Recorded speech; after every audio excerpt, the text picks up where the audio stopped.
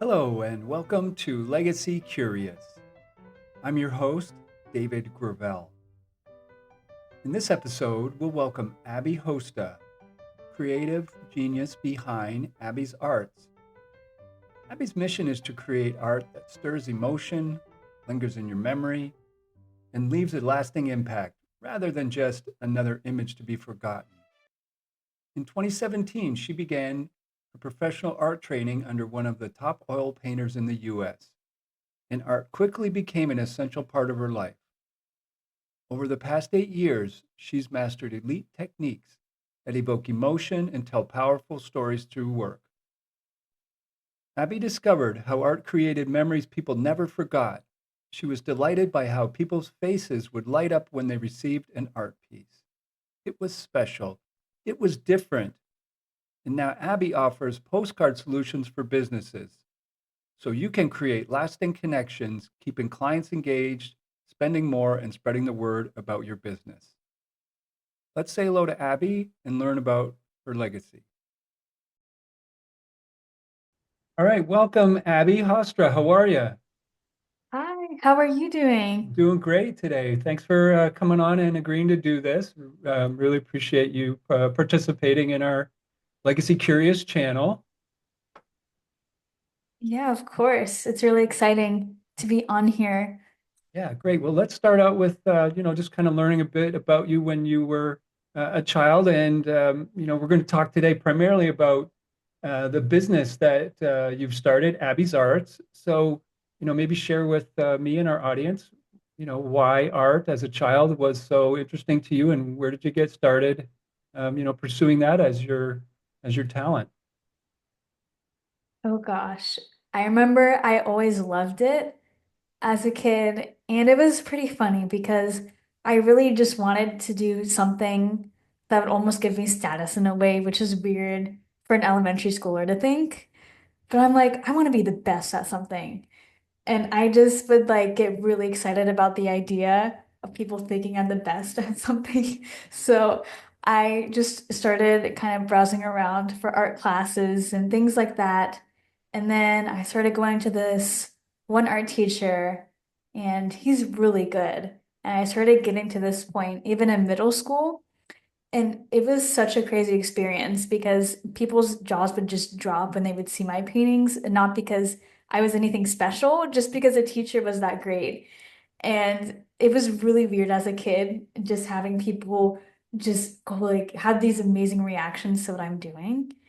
And I'm like, wow, well, I'm really good at this now, so maybe I should do something cool with it because I feel like it would be a waste of all this talent to not do something really big and amazing with it. Yeah, and so that sounds very fascinating to me. I've got so many more questions to ask. So talk a bit about what mediums you use, and kind of maybe the style and the materials that you use to create your art. Of course, yes. So I love oil painting. I think that's one of my favorite things to work with because it's very versatile. So you can make it very thin, and that helps create different emotions as well, or you can make it super thick. And my art teacher always teases me for that because I love texture and doing crazy things with all the brushes. And I think my main message and I try to focus on is the emotions at play and having that deeper connection and meeting because, especially now with AI, that's sort of the beauty of human connection and creation is that we can really connect on that deeper human level. And AI, I don't think could ever really do that to that extent. Sure. So let's talk a bit about that. When you sit down to create something new, is it an emotion-driven process, or do you see it before you create it? I guess I'm just fascinated with, how that happens. Is the image in your mind and you bring it to life, or is there an emotional expression that you're doing while you're creating? Well, it can definitely depend because sometimes I'll see an image and then I'll be like, oh my gosh, this is a really cool picture. And then I'll kind of have that artist brain and it'll catch my eye. And then other times I have just kind of this theme in my life. Like, for example, I made a painting a few months ago about the idea of starting a new chapter and, maybe parting with somebody, something like that. And it's the idea of how you feel sad, but then at the same time, there's also something beautiful about turning a new page and kind of starting over in that way. And that kind of idea was super present in my life during that time, and I really wanted to express it in some way. And I also found this really cool image I liked, so I combined those two elements to create that message. Okay. And so what was the driving force about starting your own business then, Abby's Arts? Venturing out on your own and building your own, I guess, brand and company. Ooh, well, I really wanted to do something big with my life because I remember like this distinct memory at like 7 or 8 of just thinking, I don't want to be stuck doing a job that nobody's going to really care about. And then, once I pass away, nobody's really going to care. Like, I want to do something really big and make a big impact. So I think entrepreneurship is a really great way to do that and really have a say in what you want to do and how you want to change the world and not just some office job, which, kudos to them. I bet they're amazing people, but I just didn't really see my life going in that direction. Sure. So now that you've kind of forged out in this direction and have lived this life for a while, what are some of the challenges that you were anticipating, or maybe some that you weren't that you experienced? Ooh. I would say there is a lot of challenges in just having grit and pushing through because as an entrepreneur, there's going to be spots where like I think we're a very instant focused generation, right? So we're so used to just getting things when we want right there, like Amazon delivery, all those good things, which is really incredible, honestly, that we're able to do that.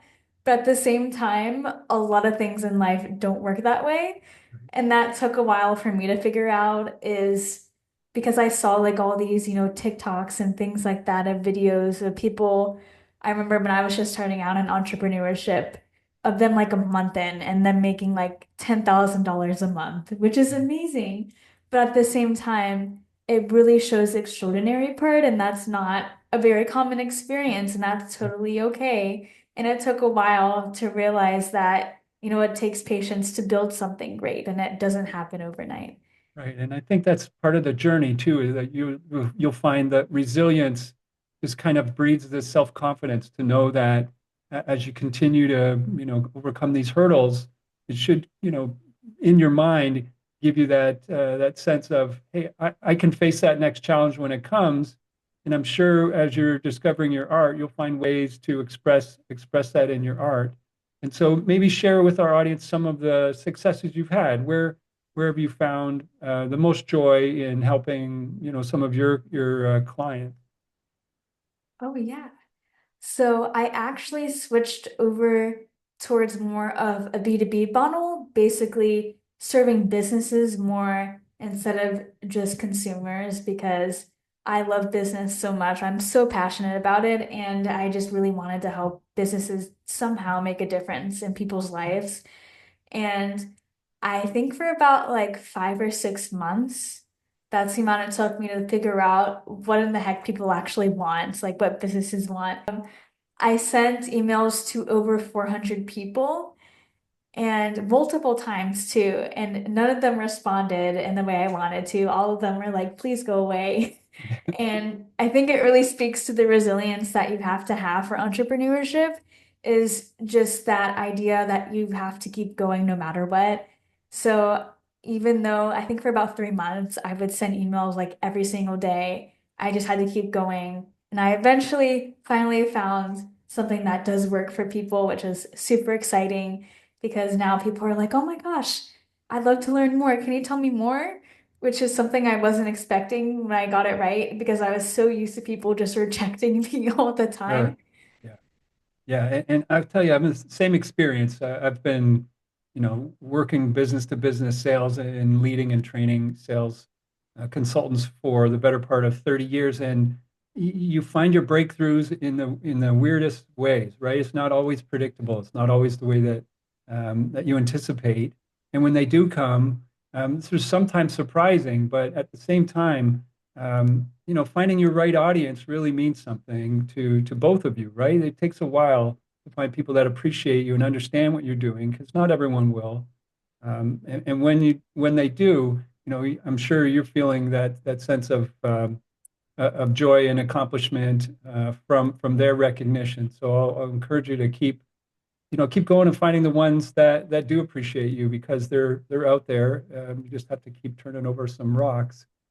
So tell us a bit about the future for you. What comes next? What are some of the ways that you want to grow and expand your art offerings?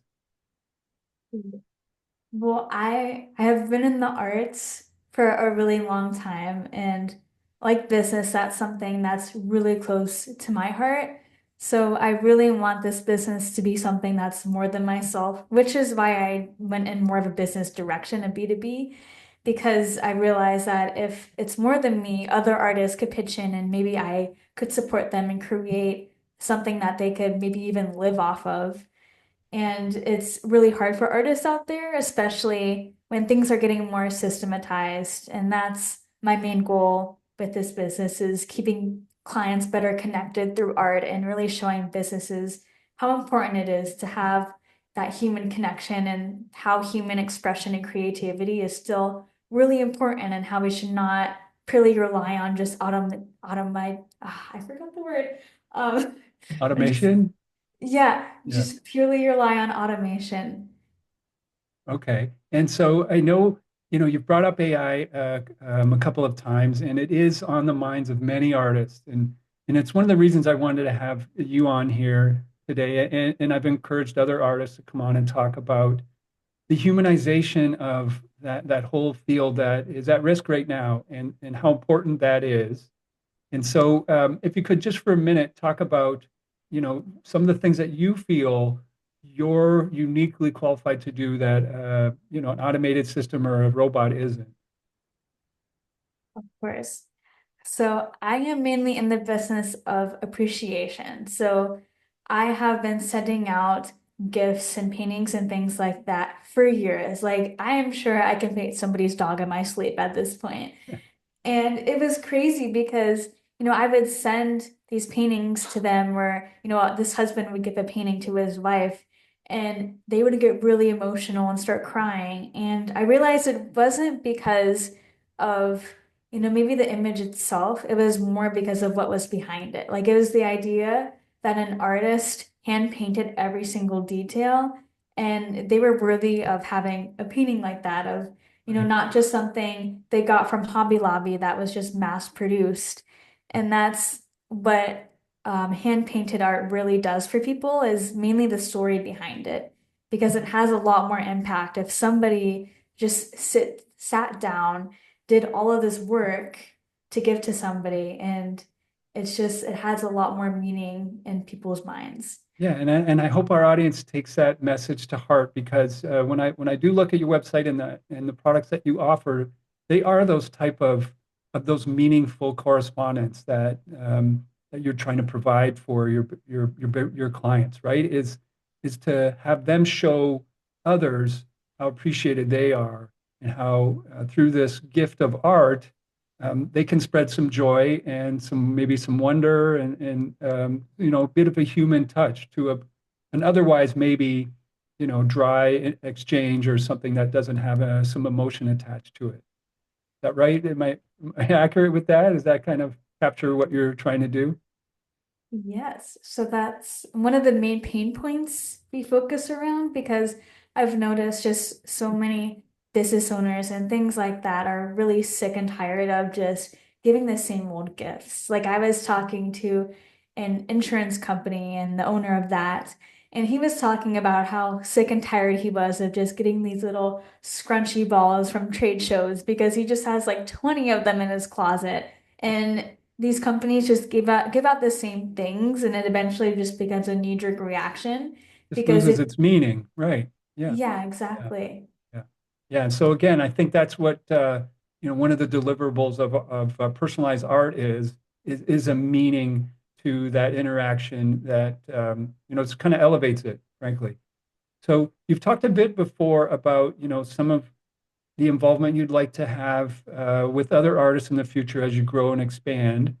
What kind of legacy are you building then? What do you hope to accomplish? What would you want to be remembered for beyond just your art? Now, obviously, your art will live past you, and that's kind of one of the beautiful things about being in the art industry is that a piece of you goes forever in those pieces. But what else are you trying to be remembered for? Great question. I would say I really want to show young women that they can do great things because, as you can see, I'm young. I'm an adult legally, but it was really hard and intimidating getting started because I remember I would go in these networking events and I'm not even 5 foot. So they would just be these older guys, 2 times older than me, just towering over me. And it was really intimidating. But I'm so glad that I was able to just get past that fear and realize I can do it even if I'm not as old as those people. I can still drive amazing results and get amazing things done. And I think a lot of girls don't really realize their potential, and that's something I really want to do. Okay, so you're going to help them maybe provide a training and a platform for them to learn and express their art. Is that what I'm hearing? That's what you hope to do? And maybe we'll see. Okay. I love just showing them that they can do it and they can achieve their dreams. Even if they seem really big and out there, they can do it. Okay. So for anyone watching that wants to get in touch with you, Abby, what's the best way for let's say young artists or other people that are interested in working with you in an art capacity? We'll start there, and then we'll talk a bit about clients. But for people that are looking for support and guidance and art help, what's the best way to get in touch with you? I would say I am the most active on my LinkedIn. So it's just my name, Abby Hosta. It's not too fancy. And I'm over there. You'll see my face with like this little green background, and that's me. Okay. And then for clients, what's the best way for them? We're going to put your in the description. We'll put your link to your website. Is the best way through your website to get in touch with you, or do you have another way that you would want to correspond with them? Yeah, I would say the website is the best way. And then there's a lot more information about what we do and how we could help them. Okay, great. Well, we'll encourage everyone to go out and check out Abby's art at Abby's Arts. And your website again is abbys-artz.com. Yes, I think I'm going to change domain soon, but for Okay, now, I would okay, check the description. okay. All right, we'll encourage them to go there, and in the future, we'll look forward to learning more about some projects that you're launching or working on, and we'll feature them here again. So thanks for joining us. Thank you. It was great talking to you. All right. Thanks for joining us today as we visited with Abby Hosta from Abby's Arts. If you or someone you know needs help protecting, growing, and sharing their business legacy, reach out to us at legacycurious@gmail.com. Until next time, I'm your host, David Gravelle. Everyone has a story. Let's make sure yours is heard and remembered.